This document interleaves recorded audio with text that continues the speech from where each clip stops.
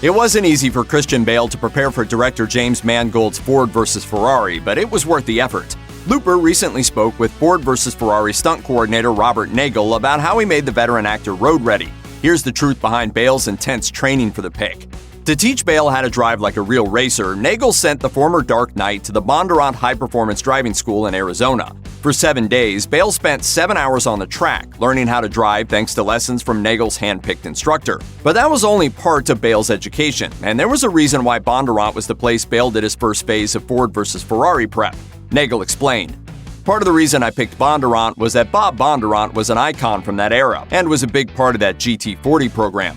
2 years before Ken Miles' history-making performance at the 1966 automobile event, race car driver Bob Bondurant completed 334 laps at the 1964 24 Hours of Le Mans. Like Miles, Bondurant was driving a car designed by Carroll Shelby, the engineer whom Matt Damon plays in Ford vs. Ferrari. Just shut your mouth and let me do my thing. All right.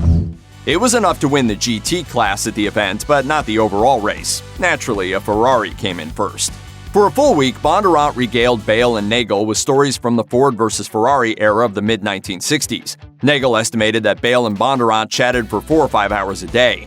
To Nagel's surprise, Bondurant was also close friends with Miles and had plenty of insights to share about the late star. Nagel dished, "The information that Bale was able to get from Bob was amazing. It was an almost surreal experience to be able to sit down with this guy and listen to his stories. It was phenomenal."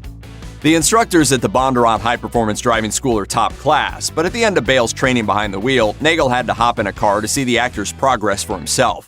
It was during this final exam of sorts that Bale was really put to the test, as Nagel joined Bale on the track and intentionally placed pressure on him to see how well he could hold his composure and focus on the road. If you're going to push a piece of machinery to the limit and expect it to hold together, you have to have some sense of where that limit is. Nagel shared, "The last day of training we finished in real race cars. One of the tests that I do to whomever I'm training is to see how well they stay focused, to see if I can distract them. If they start paying more attention to my car than they are their own car, then mistakes start to happen." Nagel didn't go easy on Bale just because he's a big-name actor either. He admitted, quote, "I hounded him pretty hard. I was inches off his gearbox and trying to fill his mirrors left and right, doing everything I could to distract him." According to Nagel, Bale managed to keep his cool and complete the task without any punch. He passed the test with flying colors and, quote, "never bobbled once." Nagel praised Bale's professionalism during training. He admitted, "He's hands down the best actor I've ever trained." Coming from a pro like Nagel, that's quite a compliment. All of that training paid off big when it came time to shoot Ford vs. Ferrari. Thanks to his extensive training, Bale knew exactly what his car was supposed to be doing during Ford vs. Ferrari's race scenes, allowing him to react accordingly while driving. Additionally, his work at the Bondurant High Performance Driving School actually led to some real time behind the wheel on screen.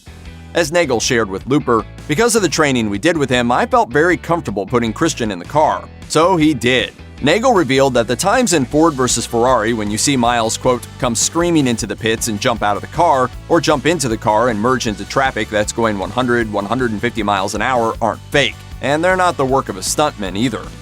Nagel confessed, "That's Christian. You can't fake that." Some of the cars used in the movie were remarkably close to the real things, too, creating an even greater sense of authenticity.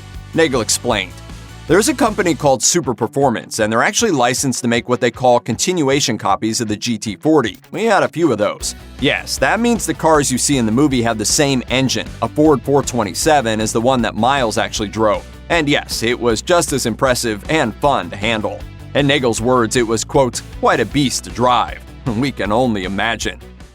That's more like it! Ford vs. Ferrari is in theaters now.